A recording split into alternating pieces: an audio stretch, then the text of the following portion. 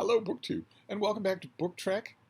This is a summer-long event celebrating Star Trek fiction. It was created by Vin at Revenant Reads. They assembled a whole bunch of other BookTube channels to talk about Star Trek fiction all summer long.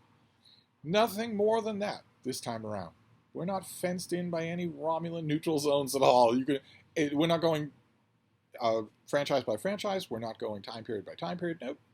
If you read Star Trek this summer, you have participated in Book Trek. And I love reading Star Trek and rereading Star Trek. Absolutely love it. Love watching it, too. I have been studiously keeping up with the biggest budget Star Trek show ever, but certainly the biggest budget Star Trek show that's ongoing, Strange New Worlds. I would love to discuss it at great length. Maybe I should just do a season 2 review when season 2 is over. Maybe I should just do that. My co-hosts for Book Trek don't seem to have much time for Zoom calls. They all got jobs and children and loved ones and pants and whatnot. So I have been keeping up with that. I have roughly 1 million new opinions of every single episode. That's surely a call for me to talk about it. But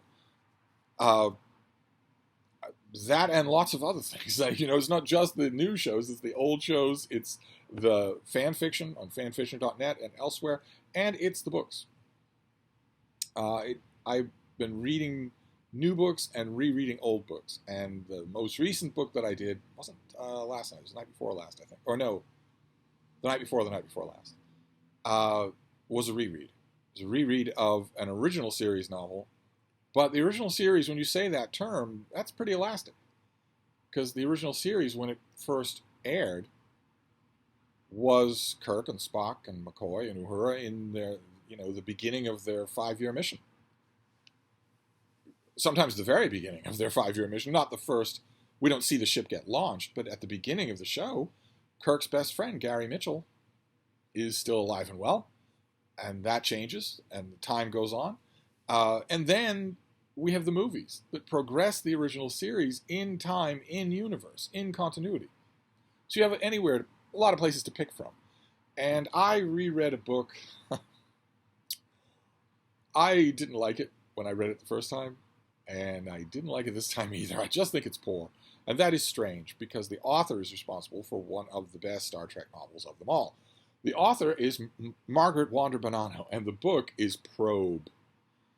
And those of you who are up on your Star Trek iconography will be able to tell right away that you'll be able to date it because of the age of the photos that were used for the barely serviceable cover artwork. And also you'll recognize the thing on the cover, not William Shatner's hairpiece, but the extraterrestrial object is the big cylindrical probe with a kind of rotating brain hanging off it that was in Star Trek IV, The Voyage Home. The one with the whales, as even non-Star Trek fans know the movie. It was a hugely successful movie. It was a time travel romp. It was funny. It was meant to be lighthearted. It's extremely well done. I can't get enough of watching that movie. I just absolutely love it. It is a surefire winner of a thing. And in that movie, Kirk and his crew are still picking up the pieces from the end of Star Trek 3. Star Trek 2, 3, and 4 do a very rare thing in movies where they are essentially gigantic budget TV shows in that they pick up the story from each other. Very rare for a movie to do that, very rare for a movie studio to allow that. They're not on Earth, they're on Vulcan, and they're picking up the pieces of their previous adventure. When they get there is an emergency signal, a planetary distress signal from the planet Earth that Earth is under attack from a giant alien probe that seems to be able to disable any kind of power system. Any starships that go anywhere near it go dark. The Klingons lose vessels to it because it's making its way through the galaxy, headed to Earth. And when it gets to Earth, it parks itself in orbit and starts to attack Earth's oceans with an energy beam. Because it's sending out a signal, and it's not getting a response. As Ambassador Sarek says, it's difficult to provide an answer when one does not understand the question. And Kirk and crew are on their way home. They're on their way back to Earth from Vulcan when all of this is happening to face the music. They know that they're going to face court-martial for stealing the Enterprise and then destroying it, so among many other things. So they are headed back to face the music. They don't intend to live as refugees on Vulcan, and they are closing in on Earth when they learn all of this. They learn that it would be crazy for them to go to Earth, because then they would be as helpless as any other vessel. They need to do something. And they analyze the probe's calls, the signals that it's putting out. And Mr. Spock realizes that the calls are those of humpback whales. And in the movie, we are matter-of-factly told that humpback whales are extinct, that they were exterminated in our own time period, centuries before. No one in Kirk's time has ever seen a humpback whale alive. They are as dead as a dodo.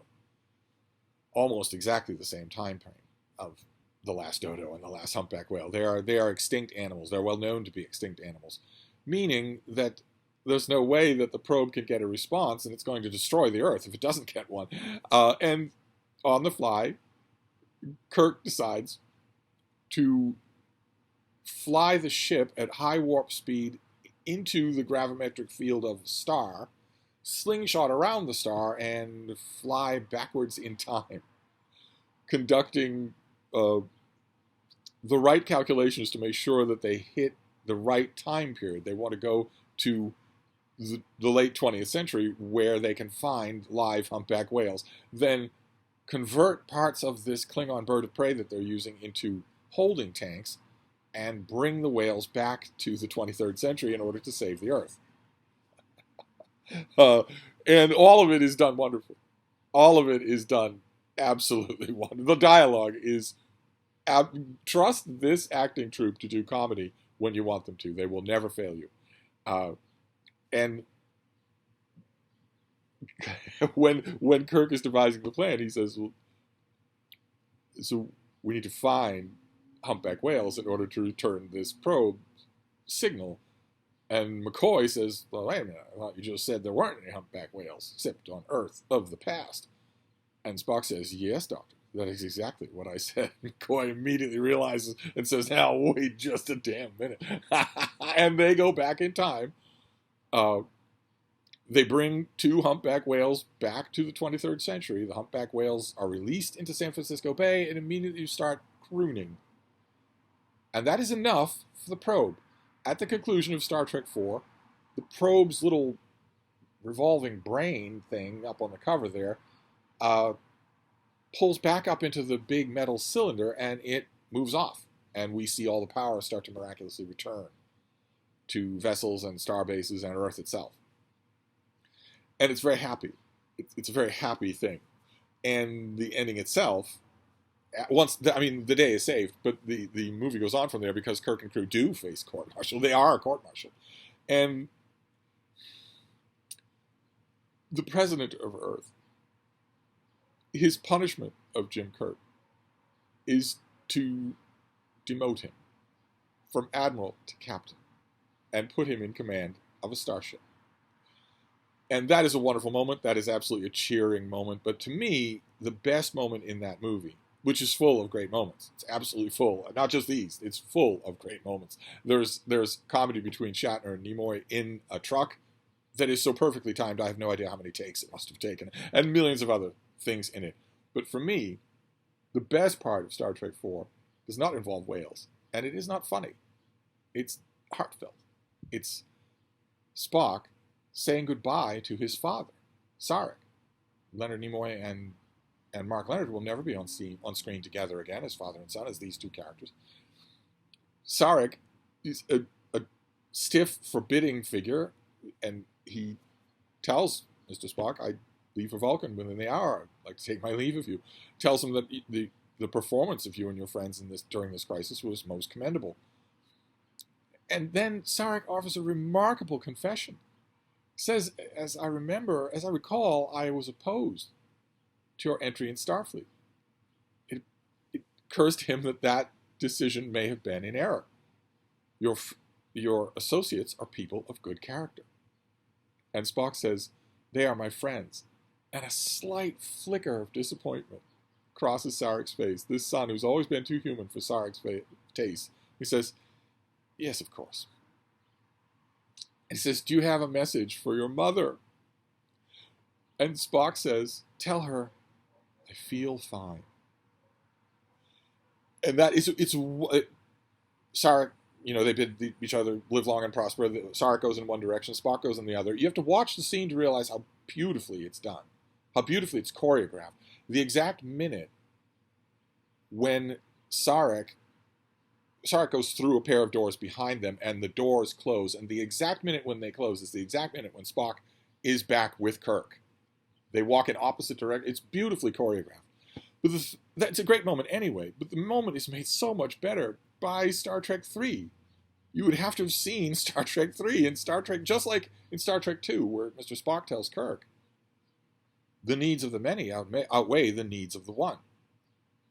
And you have to wait all the way to the end of Star Trek 3 to get the payoff of that line from Star Trek 2. Well, at the beginning of Star Trek 3, Mr. Spock, who's just had his memories reintegrated, he's just come back alive, he's taking a whole bunch of automated tests. The machine is testing him. Identify this, solve this equation, that sort of thing, to see how well his Vulcan retraining has been.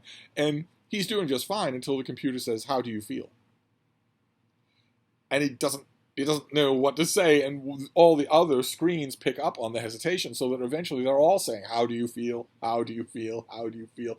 And Spock says, his mother shows up, and says, what's the matter? And Spock says he doesn't understand the question. And that's it. That's all we get. That's not resolved at all until the end of the movie, until the end of Star Trek 4, when Spock says to his father, tell my mother I feel fine. Ah, marvelous. Absolutely marvelous. Those long callbacks I just love. And where was I? I was talking about Star Trek 4, the movie, which is awesome. Even if you don't know the movie, you will certainly know the scene where Kirk and Spock are on a bus in San Francisco, and there's a punk who's playing his boombox way too loud. and Spock just reaches over and nerve pinches him, and his head collapses right there.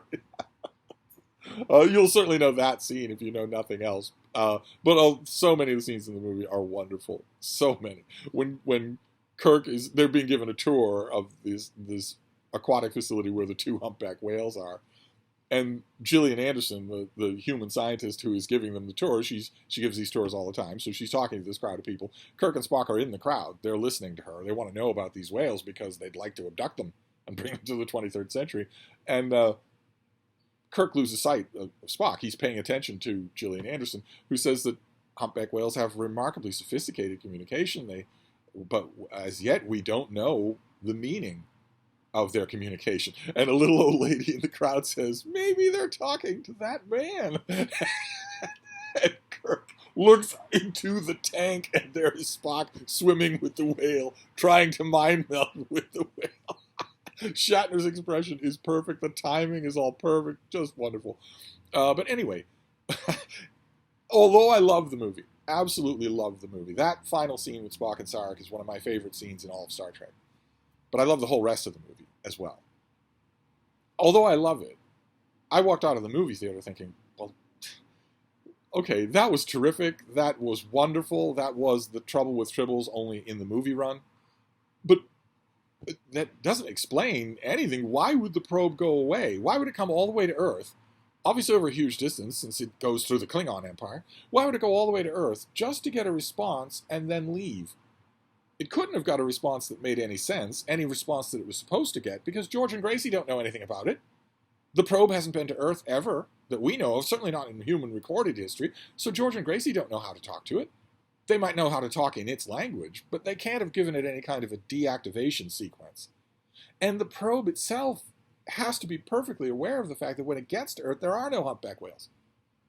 And then somehow, in the blink of an eye, less time than no time, there are 2 humpback whales. Wouldn't this thing be curious? I mean, it has a brain. We can see the brain hanging down there off the device. Wouldn't it be curious? What's going on here? And then it leaves. And we don't know anything else about it. No long-range sensors, no Starfleet vessels shadowing it at a safe distance, no nothing like that. It's an obvious danger. Where does it go? It wouldn't... I love the movie, but as a MacGuffin, this makes less sense than most Star Trek MacGuffins. And Margaret Wanda Bernardo wants to fix that in this book. Bet you thought I'd forgotten about the book, did you? She wants to fix that. She wants to give us a hint of what this thing is, where it comes from, who built it, why it comes to Earth, why it leaves, where it might go. Maybe is it not satisfied? What should Starfleet do about it? And she tries to do that in this book. And I think there's a veiled allusion to the home worlds of V'ger from Star Trek: The Motion Picture. I'm pretty sure there's a veiled allusion to the Borg. There's lots and lots of Easter egg allusions to the rest of Star Trek. This is yet another Star Trek novel that wants me to care about Kevin O'Reilly, a minor character from the original series, appears in 2 episodes. He's a fan favorite, I know, but I don't find him all that interesting, and he keeps cropping up in Star Trek fiction that I've been reading for Book Trek 23. And there's an adventure, of course. The Enterprise has an adventure, but maybe, I guess I would assume this book takes place only a few weeks after the incident of the probe in Star Trek IV, The Voyage Home. So maybe the voyage that we're getting of the Enterprise in this book is its first one under Kirk's renewed command.